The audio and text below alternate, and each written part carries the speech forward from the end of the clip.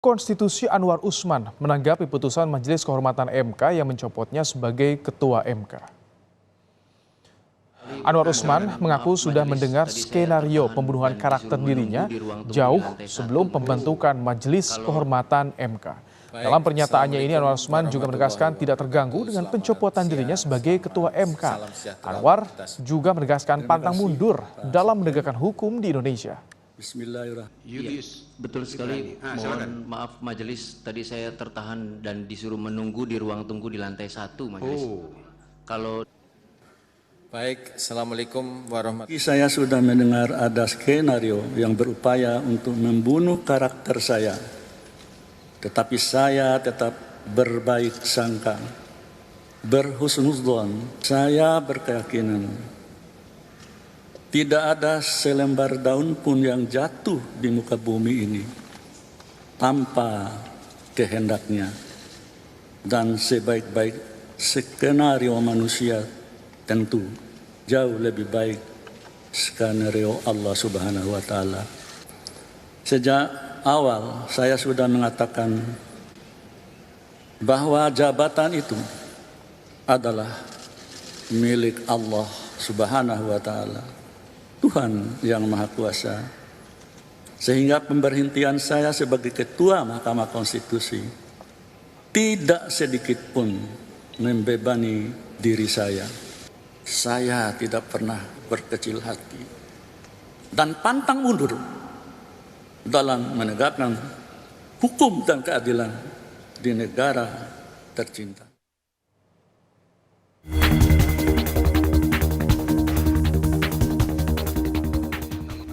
Majelis Kehormatan Mahkamah Konstitusi telah memutus dugaan pelanggaran etik dan perilaku hakim konstitusi terkait putusan syarat usia Capres-Cawapres. Ketua MK, Anwar Usman, yang paling banyak dilaporkan ke Majelis Kehormatan MK, dijatuhi sanksi pemberhentian sebagai Ketua MK. Ketua Majelis Kehormatan MK, Jimli Asyidiki, menyebutkan Anwar Usman terbukti melakukan pelanggaran berat, menyalahi kode etik dan perilaku hakim konstitusi dalam memutus perkara nomor 90 soal syarat usia Capres-Cawapres.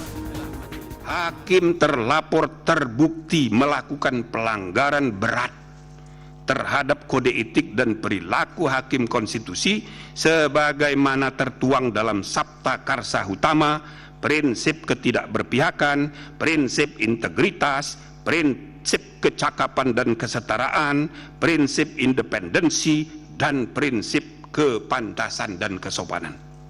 2. Menjatuhkan sanksi pemberhentian dari jabatan Ketua Mahkamah Konstitusi kepada hakim terlapor. Dalam amar putusannya, Majelis Kehormatan MK memberikan sanksi pemberhentian Anwar Usman sebagai Ketua MK karena terbukti lakukan pelanggaran berat kode etik dan perilaku hakim. Anwar Usman juga tidak berhak mencalonkan diri atau dicalonkan sebagai pimpinan Mahkamah Konstitusi. Anwar juga tidak boleh ikut memeriksa, menyidangkan, hingga memutus perkara yang berpotensi konflik kepentingan seperti perselisihan hasil pemilu atau pilkada. Mantan Hakim Konstitusi Marwar Arsiahaan menyindir budaya malu yang harusnya diemban Anwar Usman. Berkaca pada putusan Majelis Kehormatan MK, Marwar Arsiahaan bilang jika punya malu sebaiknya Anwar Usman mundur dari Mahkamah Konstitusi. Kenapa tidak diberhentikan dari jabatan saja? Karena ada kewenangan itu. Tetapi ini adalah sesuatu apa yang dikatakan upaya maksimal yang tidak menghambat nanti. Karena sorry to say ya, Pak Anwar iparnya presiden, yang mengeluarkan putusan pemberhentian nanti adalah presiden kan. Oleh karena itu barangkali ini akan efektif. Kalau di kultur di mana ada shame culture, tidak usah saya terjemahkan shame culture ya. Semua orang akan mundur kalau keadaan seperti ini. Selain memberikan sanksi tegas pada Ketua MK Anwar Usman, Majelis Kehormatan MK juga memberikan sanksi berupa teguran kolektif pada hakim konstitusi lainnya sesuai dengan pelanggaran yang dilakukannya. Dalam waktu 2x24 jam, Majelis Kehormatan MK juga memerintahkan Wakil MK untuk memilih Ketua MK menggantikan Anwar Usman. Tim Liputan, Kompas TV.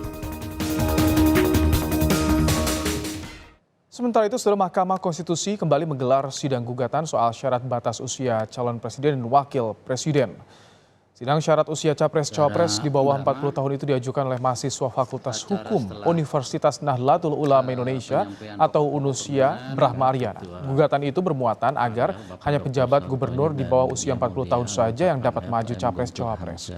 Artinya, kepala daerah selain level gubernur yang belum berusia 40 tahun tidak dapat maju dalam ajang pilpres. Kuasanya dulu ya.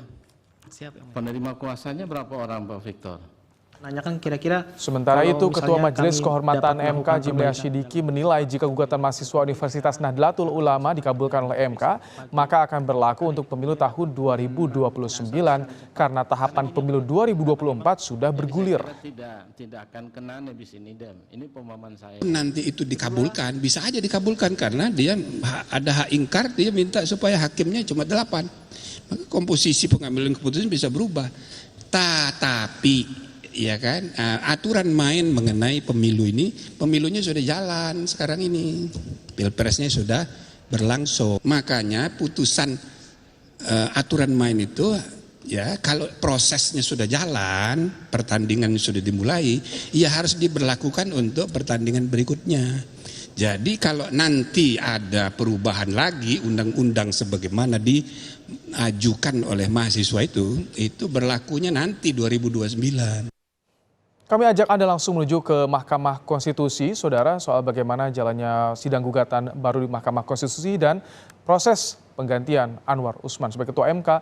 Ada jurnalis Kompas TV, Masni Rahmawati. Selamat petang, Masni. Anwar Usman merespons pemberhentiannya sebagai Ketua MK hari ini. Bagaimana proses penggantian Anwar Usman sebagai Ketua MK, Masni? Iya, tadi dari Anwar Usman sendiri telah merespon bagaimana dia diberhentikan oleh MK sebagai Ketua MK terkait dengan pelanggaran berat kode etik dan juga perilaku hakim konstitusi. Dari hasil dari hasil sidang etik sendiri yang dilaksanakan pada Selasa lalu, Anwar Usman ini terbukti melakukan pelanggaran berat pada uji materi perkara nomor 90, yaitu terkait dengan usia minimal capres dan cawapres, di mana disebutkan bahwa minimal usia capres yang akan berlaga yaitu di usia 40 tahun atau telah menjadi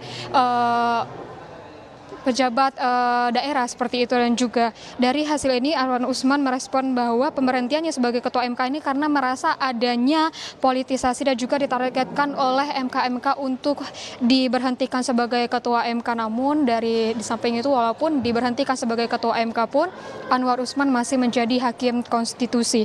Dan juga setelah diberhentikannya sebagai Ketua MK berarti ini tidak ada posisi Ketua MK pada saat ini, dan juga sesuai dengan keputusan kemarin bahwa nanti akan ada waktu 2x24 jam untuk menentukan siapa Ketua MK yang akan menggantikan Anwar Usman, di mana besok akan dilaksanakannya pada pukul 9 pagi waktu Indonesia Barat.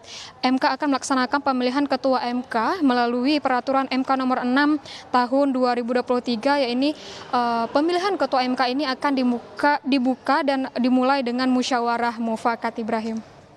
Lalu bagaimana dengan proses sidang uji materi undang-undang pemilu soal batas usia capres-cawapres yang kali ini diajukan mahasiswa NU Indonesia? Iya, dari gugatan tersebut yaitu mengenai perkara nomor 90, yaitu soal batas minimal usia capres dan cawapres di umur 40 tahun atau pernah menjadi kepala daerah. Ini juga digugat oleh mahasiswa Fakultas Hukum Universitas Nahdlatul Ulama yaitu Brahma Aryana. Dan tadi juga ditangani oleh 3 hakim konstitusi yaitu Suhartoyo, Muhammad Guntur Hamzah, dan juga Daniel Yusmik. Untuk perkara nomor 90 ini bukan karena maksud kami untuk perkara nomor 90 ini tadi sempat dibuka dan disidangkan dan diuji materialnya, namun hanya sampai pembahasan melalui pendahuluan saja karena dari hakim konstitusi ini meminta untuk penggugat atau pemohon ini direvisi terlebih dahulu untuk permohonannya, dan juga dari menurut penggugat sendiri untuk syarat pernah menjadi kepala daerah ini seharusnya minimal sudah menjadi gubernur, dan ini berkaitan dengan harus menimbang jenjang karir pemerintahan. Dan juga dari persidangan tadi masih dalam tahap pembacaan pendahuluan dan diminta kepada untuk pemohon untuk merevisi kembali permohonan tersebut. Namun dari persidangan tadi belum diketahui kapan akan dilanjutkan untuk persidangan selanjutnya, dan apakah besok atau kapan akan dijadwalkan oleh Mahkamah Konstitusi, ini belum ada penjadwalan selanjutnya. Seperti itu, Ibrahim. Baik, terima kasih Mas Ni Rahmawati untuk laporan Anda langsung dari Gedung Mahkamah Konstitusi di Jakarta.